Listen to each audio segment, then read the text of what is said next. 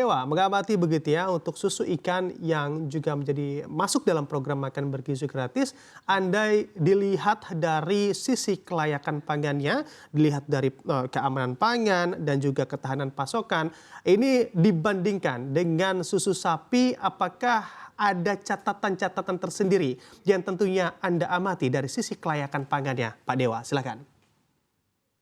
Ya, oke.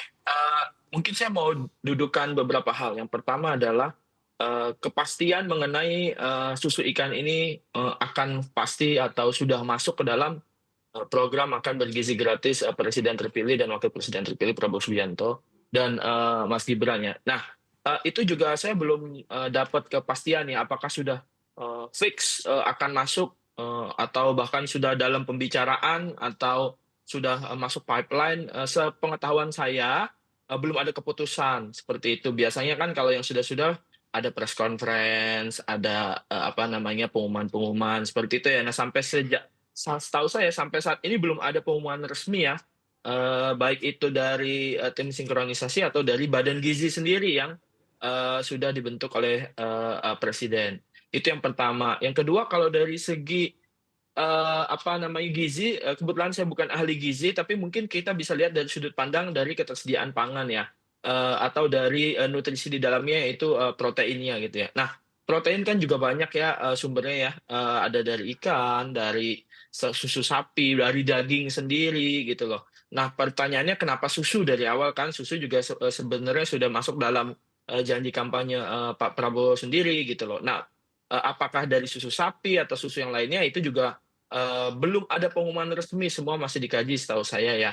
Nah, kalau dari kelayakan sebenarnya kan intinya dari proteinnya. Nah, protein itu sudah masuk dalam, apa namanya, AKG kecukupan gizinya atau belum. Yang kedua adalah, pertimbangannya adalah scale, apakah scale yang masuk atau tidak untuk, memenuhi kebutuhan, jumlah penerima yang, setahu saya sekitar 80-an juta sampai 83 juta. Nah, itu sih, pertimbangannya scalability dan memang, kecukupan, gizinya masuk atau tidak apabila untuk, kita sebut sebagai definisi ini tuh susu gitu loh. Karena, perdebatannya di luar, ramai ya, mengenai ini tuh definisi susu tuh apa sih? Emang ikan tuh, bisa mengeluarkan susu? Cuman saya nggak mau terjebak ke sana, kita lihat dari, aspek-aspek teknisnya saja. Mungkin itu dari saya.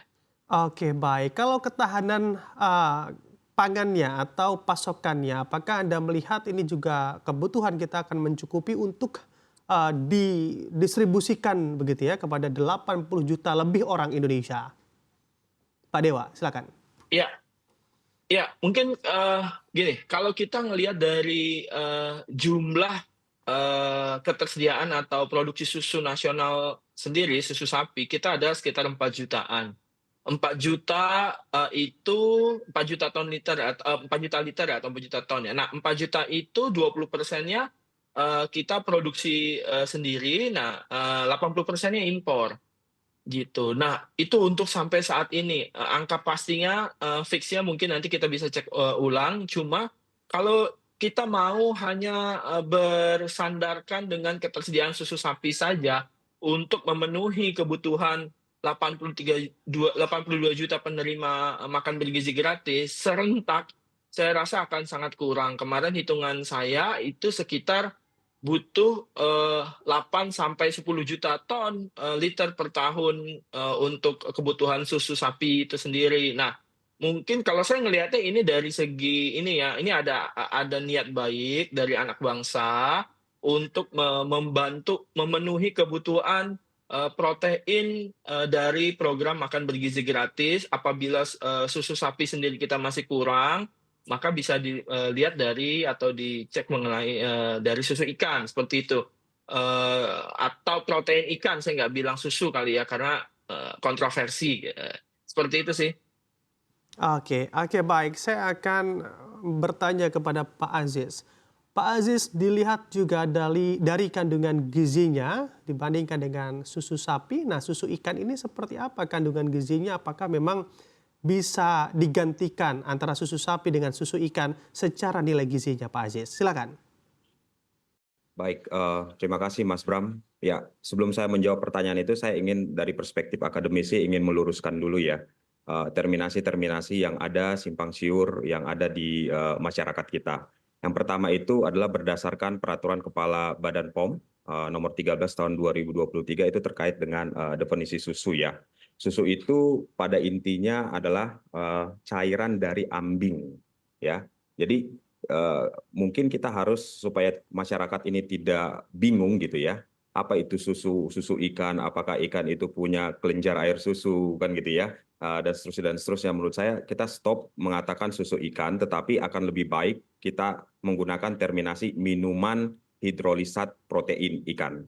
Itu yang pertama. Lalu yang kedua, bagaimana bila mana kita membandingkan head to head antara kandungan gizi minuman hidrolisat protein ikan ini dengan susu sapi, saya rasa agak tidak apple to apple. Tetapi jika ditanya apakah bisa memenuhi kebutuhan sebagai contoh protein dan seterusnya, saya rasa sah-sah saja, termasuk dari sumber-sumber lainnya gitu. Tidak mesti harus dari hidrolisat protein ikan, tetapi dari hidrolisat protein dari kacang-kacangan, biji-bijian yang lain itu juga bisa untuk memenuhi. Nah, tetapi memang yang perlu kita ketahui di sini ini kan bentuk daripada salah satu diversifikasi pangan. Bagaimana meningkatkan nilai tambah dari apa yang ada yang dimiliki oleh Indonesia sebagai salah satu usaha gitu ya untuk memberikan alternatif yang ada di masyarakat atau konsumen sebagai bagian dari sumber protein seperti itu. Jadi kalau dikatakan